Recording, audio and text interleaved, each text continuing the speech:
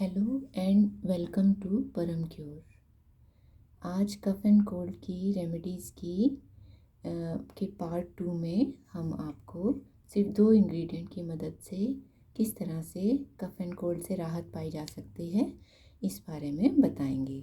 इसके लिए हमें घर में पाए जाने वाले बहुत ही सिंपल इंग्रेडिएंट्स की ज़रूरत है।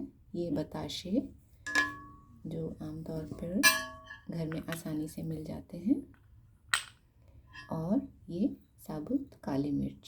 सिर्फ 2 ही इंग्रेडिएंट्स की ज़रूरत है। इसके लिए पहले हम इस बताशे को सेंटर से इस तरह से तोड़ लेंगे और इसमें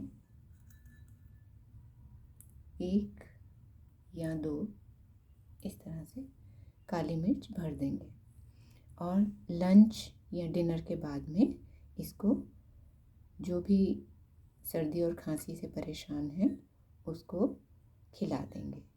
ऐसा 2 या 3 दिन करने में ही आप देखेंगे कि आपको बहुत जल्दी आपके कफ एंड कोल्ड से राहत मिल जाएगी।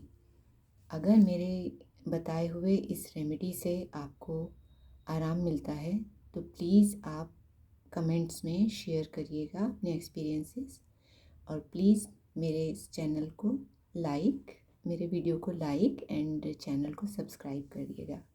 Thank you so much.